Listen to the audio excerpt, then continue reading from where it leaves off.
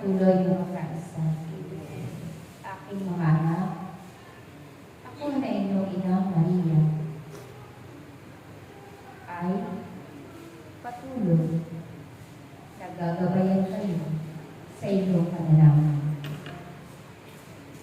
Ang Espiritu ng Diyos ay patuloy na mananahan sa inyong lahat.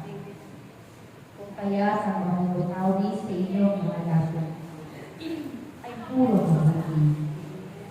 Kaya't aking mga anak, nawa sa panahon na kayo'y nananalangin, naroroon ang inyong pagkakaisa, naroroon ang malinisan ng inyong kalooban. Sapagkat kung nais ninyong digdin ng Diyos, ang bawat panalangin ninyong lahat, ang kalinisan ng puso ay napakahalaga. Akong lagi inyong Inang Maria ay kasama ninyo sa pagdaralihan ninyo ng Santo Rosario. Naway maging matibay ang inyong pananampalataya at paniniwala na ang Santo Rosario ay siyang naging buhay na tagapagligtas dito sa sanlibutan. Sapagkat ang bawat buti na inyong binibigkas ay buhay na tagapagligtas ng sandaigdigan. Kung kaya, sa inyong pagdarasal, kayo ay huwag magpatinag sapagkat patuloy na sisirain ang pananalangin na patuloy niyong isinasagawa sa panahon na kayo ay tinitipon ng Diyos. Batid ng bawat isa at nais ko rin ipabatid sa inyo na ang pagdarasal ng Santo Rosario ay mahalaga. At ito'y mayroong malapit na pangako mula sa Diyos. Kung kaya ito rin ang aking ipinagtatagubilin sa inyo lahat, sapagkat ito ay mabisang panalangin. Sapagkat sa pananalangin ninyo, kayo'y patuloy na itutulog sa Diyos na tagapagligtas. Kung kaya, kayong lahat ay huwag panghinaan ng loob.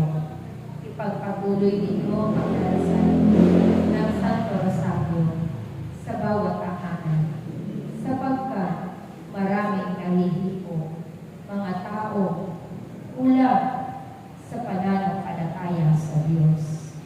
Kaya naman kayong mga naririto na patuloy na tumutupad sa inyong mga tungkulin, sa inyong gampanin, sa gawain ito ng Diyos, naway magpakatibay kayong lahat.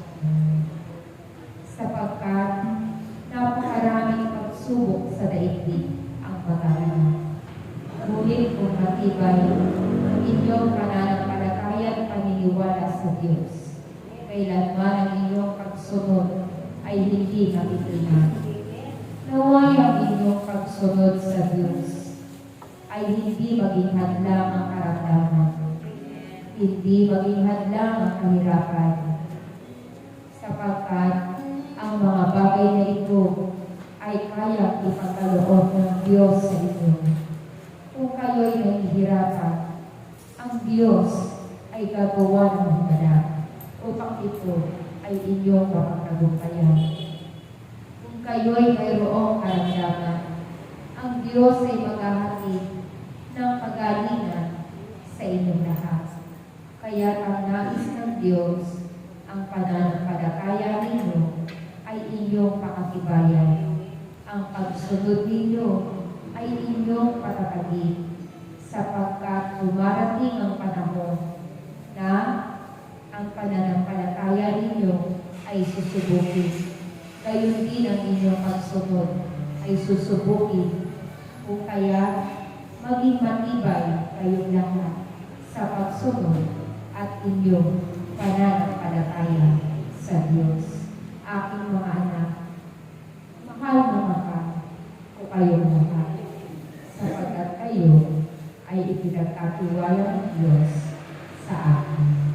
Maraming salamat sa inyong lahat sa pagtitipong ito at patuloy kayong nakikiisa sa gawain